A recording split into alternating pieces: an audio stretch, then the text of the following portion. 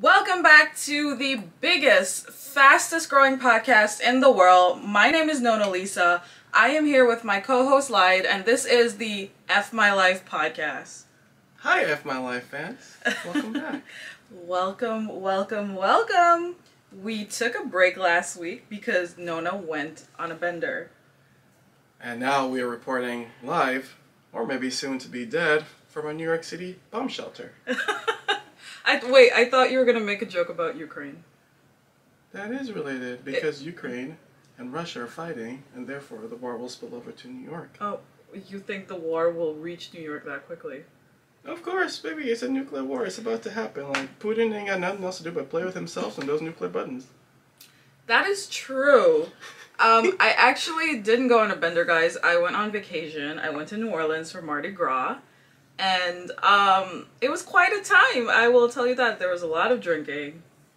There was a lot of stuff. And it was a girls' trip. I may or may not have had some edibles, but...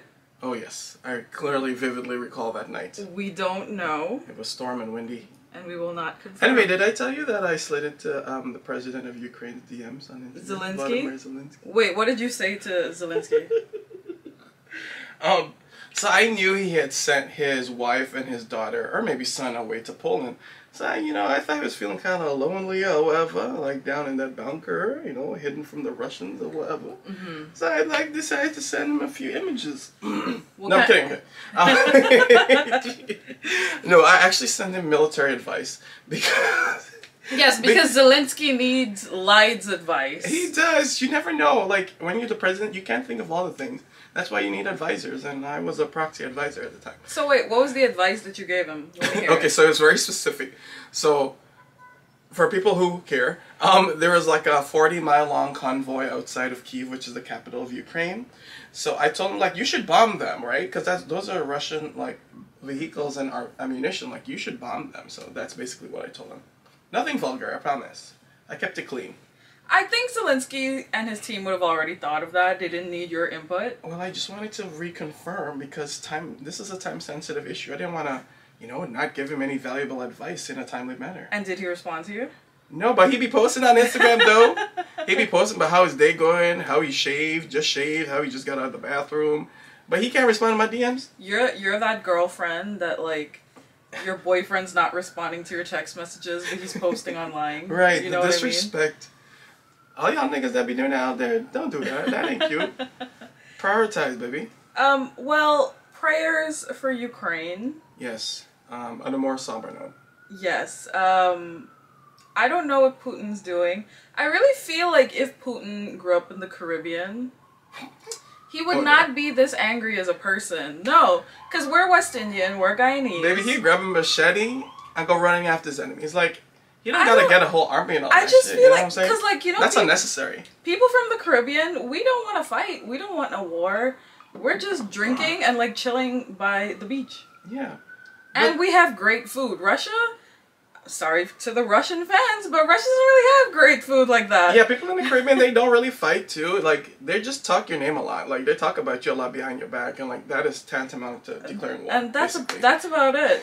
So, Putin, maybe you just need like a vacation, like a reset. Maybe go to Costa Rica. Go to Costa Rica for a month and just chill out. Like, most of your problems will probably go I know away. you don't speak English nor Spanish, but you could just hire a translator. Seriously. We'll make it work. We'll make Contact it work. Me. The UN should like hire us to be like world peacekeepers. I am telling you, had we been UN ambassadors for America, this war would have never happened. Yeah. Like, had I been like situated in Moscow, like I would have been negotiating on our behalf, and Putin would have never done this. You dropped me in Moscow with like a bottle of vodka. And a pack of cigarettes? A pack of cigarettes and a tight dress. Period. And I will fix this entire situation. And her hookah heels? And a good pair of heels, I will fix this entire situation. And her Maison Cour de Jacques Cologne, baby, it's over. Literally. Perfume. Literally. I could fix this whole thing in no time. She could shake that ass and save this world. Literally. Please, reach out to me. Use me. Joe Biden, listen. Use we are pleading with you. Look at the screen. I am a tool to be used. Moving right along. Kids, go to bed. So what are we talking about today? Today we are talking about something that I have been really trying to read more about and understand more about. It's like a new phenomenon. Right. And that is how the kind of culture of being employed has changed and how we view our employers. Right. Our generation, especially millennials, we're no longer staying at jobs for like 20, 30, 40 years. I mean, like staying at one company, Right. like our predecessors. We are moving around. We are leaving jobs and getting new ones just very quickly. And a lot of that has to do with the work culture. Like, everyone's working from home. It's so much easier to interview for jobs. And it's just so much more easier to move around and move about. And we're not settling for bad working conditions. Exactly. I think that's it, because in my experience, like, for those of you listening who don't know, I actually work in finance, and I've worked at a few banks over the years. And, like, on average, I'd spend about 2 years at each bank. And then when I interview with another bank to join their bank, they'd be like, "Oh, why are you looking for a new job?" Sir, why do you think I'm looking for a new job? Baby, Why? I need a check. Because I identify with the objectives of this new bank? No, I want money. Like, what the fuck? Like, they'd be asking the stupidest questions like, "Oh, why do you want to move?" Sir, why did you move? Yeah. And another thing I get to is like, "Oh, I don't have any like tenure on my resume. Like, I haven't stayed at any bank for like more than 5 years." Why? Why? So I could get a 1% raise in my salary every year? When I could move to another bank and get like a 20% raise? That's another thing. The biggest way to make big leaps in your salary for most people is by moving to a new company or a new firm. Rarely you will have those big increases if you stay within firm. Usually they'll just give you a raise to like compensate for inflation. Right. Something like that. Yeah, pretty much. Like, even if you're like in the same firm, like you move to another department, usually like your salary doesn't increase, even though you'd be doing like totally different work or something like that. Like, you really gotta like step outside your comfort zone and grab that bigger salary from another firm. Yeah. Like, we've even heard of people who got like promotions and still did not get an increase in your salary. And I'm like, what is this promotion about? For me to just get a different title? No, cut me my check. It's funny that the upper echelons of management think that a bigger title with the same pay makes me feel better. Baby, I got bills. No, it makes me feel like a cheap hoe. Baby, I got bills to pay. Let me tell you. It makes me feel like a cheap hoe. Like, I don't want to be feeling like that. Like, I want to be an expensive hoe. Period. Equal pay for equal work. Period. Hashtag Me Too movement. But the job market is hot right now. We were talking about that. A lot of people are looking for talent. And why do you think there is kind of this demand? Like, what created this shortage in talent as well? Well, I think on the supply side, like, there just aren't a lot of people in the labor force that there were like pre-pandemic. I think COVID really made people take a step back. You know, they were at home, they had more time to like digest what was happening in the world and think about their own lives in the perspective of the jobs that they had. And they thought, you know what? I don't want to settle for this 9-to-5 rigid structure anymore. Like, I want more flexibility in my schedule. I want more freedom in my life. I want the ability to live my life on my own terms. So I will branch out and probably start my own business and do my own thing. That is absolutely true. So many people do not want to work for anyone anymore. They want to do their own thing.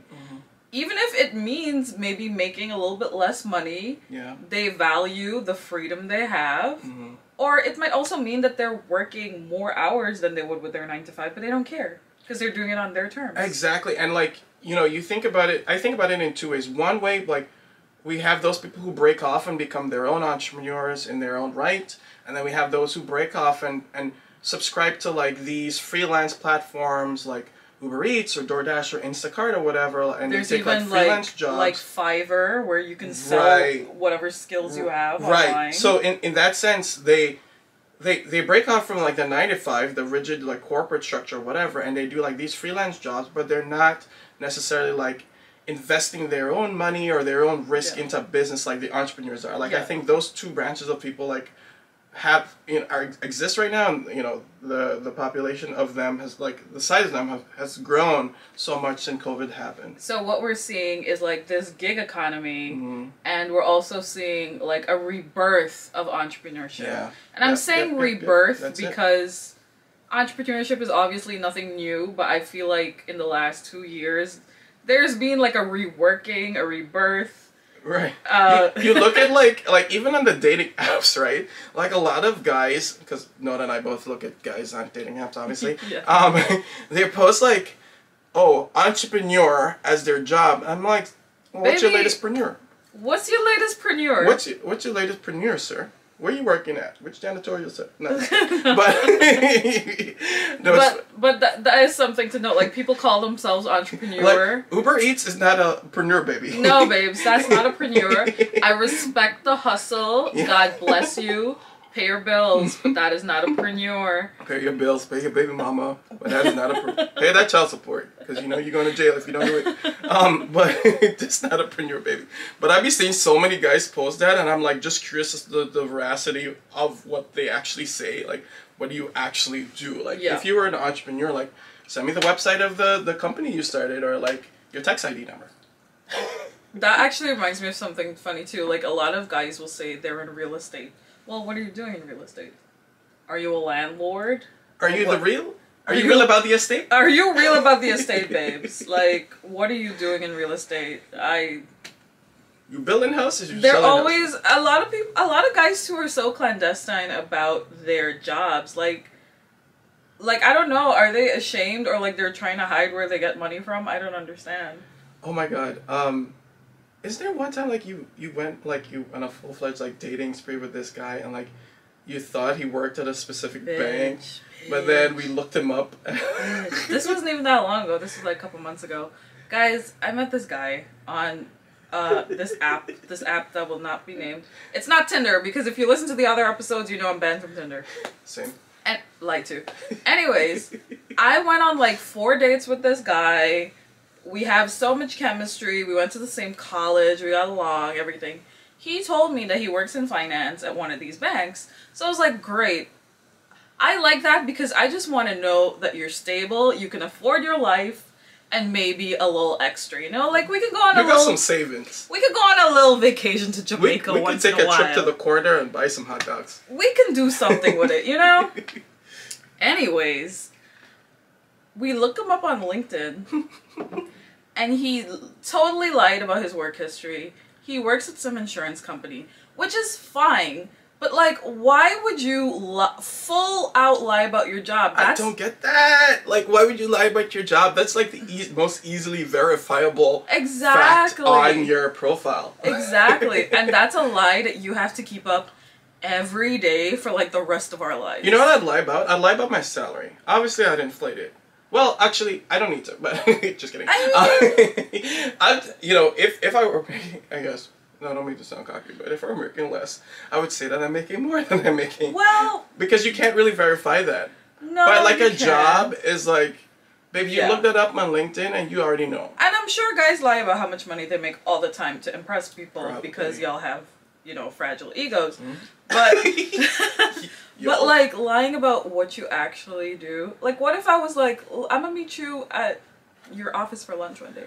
Oh, she gonna pull up in the Tonka I would pull up because I have pulled up before, babes. Oh, nah. She gonna be in the lobby. She can be past security by the time you get downstairs. So literally, don't try it. When you open the elevator, I'm there standing, waiting for you. Babes. She can get that 24-hour pass, and she can be right outside your office door, looking for you. Literally.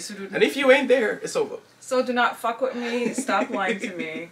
But when I found that out, I was like so dumbfounded, and I was going to see him like 2 days later, and I was going to confront him in person about it. Mm-hmm. And I knew that I just felt like I couldn't trust him, regardless of how he explained it to me. I felt like I wouldn't want to see him again, but I still wanted to confront him.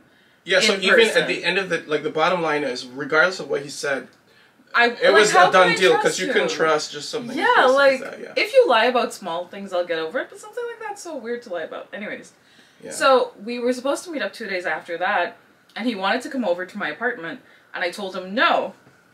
And he was like, okay, another time. So I was like, are you just saying no because I told you you can't come over? Like, we can go out and do Oh, something. he's just trying to. Well, that, and also, he was like, no, he texted me, he was like, no, I don't have a problem going out. I just don't like paying for everything all the time. Oh, nah. Baby, no. You see, we meant equal pay in terms of salary, not equal pay for dates. Right? Like, there's a difference. Well, no, you're saying that now, but when I asked you about it back then, true. Deep you down were like, inside, I should pay feel for like it. you should pay for half the date. Well, chivalry's dead. Let's continue. The thing is, I would pay for things if you're already my boyfriend, but this was 1 month into knowing this guy, and I'm 27 years old, and niggas was already lying about their job. They're already lying about their job. I'm 27 years old. Well, first of all... No. I'm 27 years old. I have never paid for a date. Okay, you can put that on my gravestone. Put it on and I don't really inside. plan on doing it unless I get a boyfriend, then I will do things for them. But unless you reach that stage, maybe no. But wait, let's take a reverse. Mm-hmm. If he worked in finance and they make good money, why does he can't afford to pay for the full date? Exactly. You know what I'm saying? So the whole thing was a sham. It was a sham. It was a scam. You dated a child pedophile. What? You dated someone who wasn't real. How? Well, what does that have to do with being a child pedophile? I don't know. I just think that they're predators and they prey on like. But I'm not a child. Light, are you drunk? I am what is drunk. going on? Guys, No, I'm not drunk, guys. I just had a rough day at work and like I decided to, indulge a little. Light had a little drinky drink before we started recording, and he's still drinking it. If you're listening to this on Apple Podcasts or Spotify, you can also watch the visual on my YouTube channel, Nona Lisa. We always upload the video version of the podcast, or you can listen to it there as well. Yeah, why just listen when you can watch? When you can look at our beautiful faces, and you can look at Light recording while tipsy. Muffin top. And our muffin tops. Yeah. But anyway, back to the conversation at hand. Yeah. So yeah, I feel like ever since COVID happened, like people are thinking like, oh, I just want to live on my own terms at this point. Like I want to have more freedom to do the things I want to do, spend time with the people I want to spend time with, because that's what COVID really taught us, right? Like you can drop like a fly in a matter of hours. Yes. Anyone in your family. So why not live your life in such a way that you get to spend more time and get to know people around you and get to spend more time with the people you love. And usually the rigid 9-to-5 structure doesn't really allow for most of that. No, especially if you have kids. And with the rise of e-business and social media, I feel like if you really put your mind to it, you can do almost any business that you want to, because more than likely there has been someone before you that has done it, and you can kind of follow their blueprint. In addition to that, e-businesses are so much easier from less intensive from a labor perspective and costs, cheaper to start than like a brick and mortar business, right? You could sell anything on eBay for nothing, but if you had to sell that same thing in a brick and mortar store, it'll be much harder. You got to pay for rent, light bills, employees, etc. So with e-business now, the startup costs are so much ridiculously lower than I feel like they have been in the past, and people are now grabbing onto that. Absolutely, you can work from your home. You can store your inventory if you're in your home, if you have the space. And you can even, I've seen so many people employ their family that live with them to help them grow the business and fulfill all the orders and all the stuff. So why not? Why not do it? Yeah, I mean, that's exactly what I was thinking about when I started Heads Up Airsoft. Yes, Light started Airsoft shooting range during the pandemic. This was you started formulating the idea a year and a half ago, I would say? Yeah, that's about right. And then I kind of put everything into production, I would say the middle of 2021. I had to do deals with the mall management and the township that I was in. So once I got all those deals signed, then I started actually building the store and doing all that work. And you have kept your day job throughout this entire process. I have kept my day job throughout this entire process, but I would say that I'm a very hands-on type of employer. Can I say I'm an employer? Yes. Yes, okay. I'm an employer. You know, I just like looking at the security cameras to make sure my employees are doing right, like checking in with them constantly, checking our numbers to see how much sales they're making, because all that is electronic, you know. But which probably isn't a good thing, but it's what I've been doing, and it's been putting a little bit more stress on me in terms of like being able to straddle both this job and also this business. But you know, it is what it is, and I kind of signed up for it. And so is the goal to open more businesses, keep the day job and have a business? What do you think? I think that, well, let me take a step back and explain like why I opened it because of COVID. Like when COVID happened, right? People were losing jobs left, right, and center, right? And as I mentioned, I work in finance, and we basically felt like COVID was like an exogenous variable to the stress we were receiving at the time. Like the shock was external to the entire system, and it didn't really affect the finance industry from inside, like how the 2008 crisis was like an intrinsic finance problem that occurred that affected the entire economy. So we figured like we might get past this COVID stress like fairly quickly, which we did fairly, you know, in terms of like when you compare to the '08 crisis, for example, we recovered fairly quickly from the crisis. But still, I saw people around me like in other industries and other sectors like losing jobs like left, right, and center, and it made me take a step back and think, wow, like I need another source of income at the very least, at least one more. And that's what kind of like birthed the idea of opening this business, this airsoft range. And mind you, like, just to prove a point, like I was never really interested in guns at all,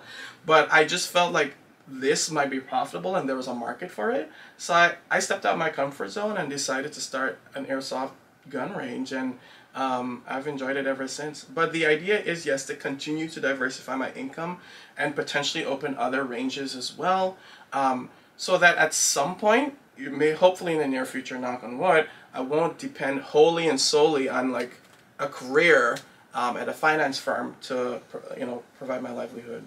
Do you think it is a realistic goal to aim to have 4, 5, 6 streams of income? I think it is. With time.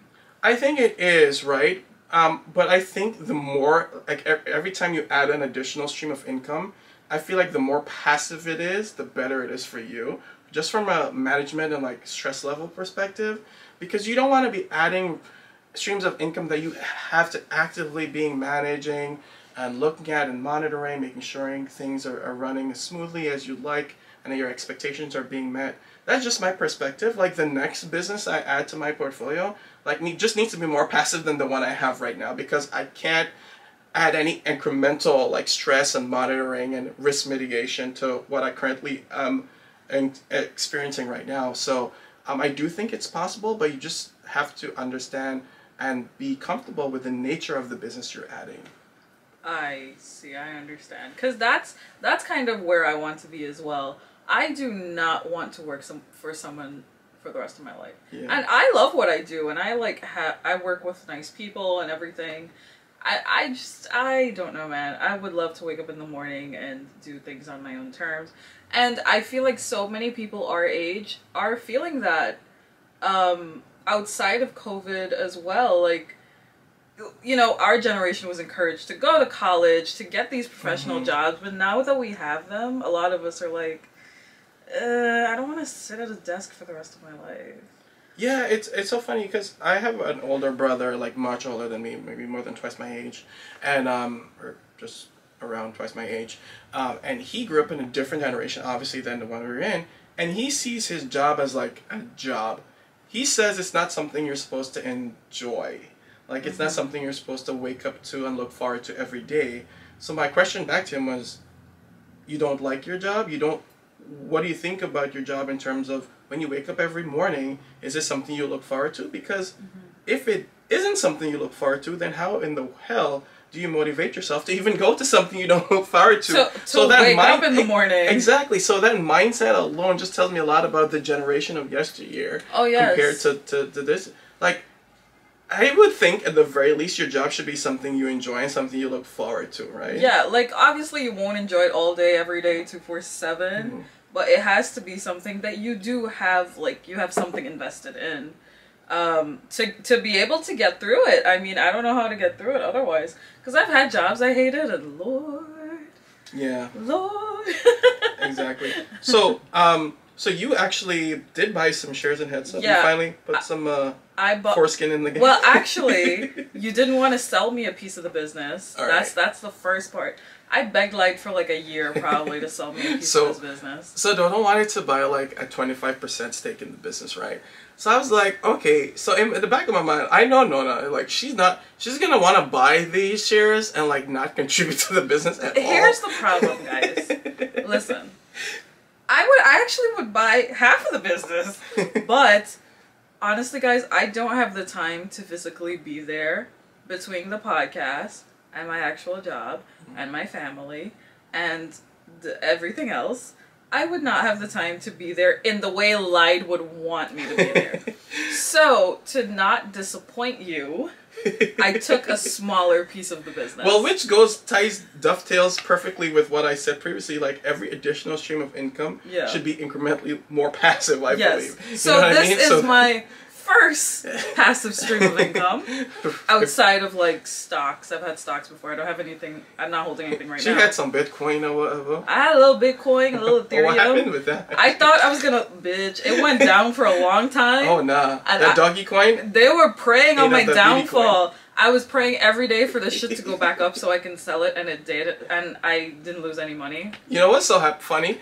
During COVID, like I made like, well, I didn't realize the gains, but I track it on Robinhood. I made like $16,000 on Bitcoin. Then literally the next month it all went to naught, and I'm like, when I was at 16,000, I should have sold out, but I was like, no, I'm gonna keep it. But it's so hard to time the market. Of sometimes. course, So retrospectively, you're like, oh, I should have done this. yes, I I should could have have done that. this. If only. Yeah. That's the way the world operated. So, the thing is though, if everyone's moving to either the gig economy or entrepreneurship, who are gonna do these jobs that have to be The done? CEOs themselves who don't want to pay the low workers an affordable and sufficient wage. Because I feel like the generation after us It's gonna be worse. is gonna be absolutely worse. Well, we shouldn't say worse. We'll be less likely to They'll want to stick. just have a different attitude towards I work. hope I didn't cut this. No, it's on. Okay. Your mic is on. Okay. Yeah, they'll have an absolutely different attitude towards work and what man. work is and what it means, what it looks like. It will not be sitting in a cubicle all day, with your coworkers. I've seen people like have remote jobs and live on islands and travel Oh, while they'll be out they're in working Bora remotely. while booking trades. Yeah, because they Bloomberg. can fully work remotely. So work really doesn't look like how work used to work. That is so funny, and it wouldn't have happened without COVID. So thank you, COVID. In an odd way. In a very odd way. Thank you, COVID. Silver lining. COVID really fucked us in the ass. But here's what I'm saying. I'm kind of happy that people are leaving the job market and moving to entrepreneurship, because for those of us who are left, the demand for us is much higher, and we're getting paid ridiculous wages. Like, wages are going up like crazy. Like, recruiters are calling and they're like, I'll give you a bone, some blood, and like the rest of my life. Like my firstborn child. Yeah, exactly, basically. If you move to a new firm and you take this offer. I'm like, oh, great. But yeah, so I guess it's working out for those of us who are left. But yeah. I'm curious as to what will happen come next generation and the generation after that. Will there be a paradigm shift in the way people think? I'm not sure. I think it's just going to continue. The gap between wanting to work this 9-to-5 rigid corporate structure versus like branching out, doing your own thing, living on your own terms, being an entrepreneur, or subscribing to more freelance jobs. I think it's just going to continue. Also working at maybe smaller firms. Than working at these huge firms. I feel like that people might want more intimate environments. Probably, which so they don't feel like this cog in the wheel. Like, your work has more meaning when you work in a more intimate environment. Right, like in a smaller company, you feel like you have more impact. I guess is the one way to say it. And in addition to that, you feel like you can really exercise that entrepreneurial spirit even at a smaller firm. You don't necessarily need to like branch out on your own. That's a great point. Like, you may not have a business, but if you work in a smaller environment, you can still kind of flex that noodle a little bit. Yeah, it's like the best of both worlds. you get a steady cash flow because you're working for a company, but you can still also flex that entrepreneurial muscle and make decisions that just come from your own desire to want to work and desire to want to build and produce, right? For those people who may be hesitant because of, the cash flow issue, or, they have like a set of bills they need to get paid every month, that type of environment would probably do really well for them. Yeah, I think so too. And what you find, a lot is these smaller firms, they're less regulated by like the government in finance, in imports and exports and administration and logistics. Like the smaller firms get less scrutiny, and sometimes like the regulation that you have to go through and the bureaucracy regarding that regulation you have to go through at a big firm is so daunting. It's so stifling. Like you feel like, sometimes my entire day is just bogged down by requests that come from regulators regarding like doing an exam or an audit or something like that. At smaller firms, you don't necessarily go through the same rigmarole. No, you don't. It's different. Yeah. Well, guys, I know this episode was a little bit more serious, and Lyde was a little tipsy, but these are the type of topics we also want to cover in between being full-on clowns. Yeah, we can't be clowns all the time. We can't be clowns. Like we gotta get a reality check at some point. Yeah, like, and we have to give you a reality check. We gotta give you a reality check at some point. At some point. Bottom line, like, if there's something that's crossed your mind, which I'm sure it has, like, don't be afraid to try. Like, you don't have to leave your job tomorrow to become an entrepreneur or to do something, get a second stream of income. Like, it's something you can do in your spare time. It just means you'll have less spare time, but you know, everything comes at a sacrifice. It's opportunity cost, babes. You have to give up something to get something, love. So, bottom line is, Bottom line is... why need a sugar daddy when you can be someone else's sugar daddy? Period. Also, Zelensky, please answer Lyde's DM. Please respond to my DM, sir. He is a big fan. I'm a big fan. He might be in love with you. I secretly am. Anything else you want to say? We can have your side kids. We can have them. You can have a secret fan. Oh my God! So if I have kids with Zelensky, does it make him an American citizen? No. Baby, period. No. And then America gonna come and fight for him. Done. No. See, I told you. Not I would solve this. I would put an end to this war. All right, let me stop. Anyway, guys, thank you for listening. Please, if you're watching on my YouTube channel, like and subscribe. That is my mom texting me and telling me. With an eggplant in the message? No. Please follow us on Instagram on the podcast page, which is F My Life Podcast. You can follow me at Nona Lisa on Instagram. Lyde doesn't care about you following him. He wants to be left alone.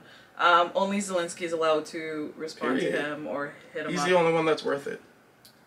Thank you for listening, guys. My mom's calling me. I gotta go. Thanks, guys. Bye. Talk to you next week. Bye.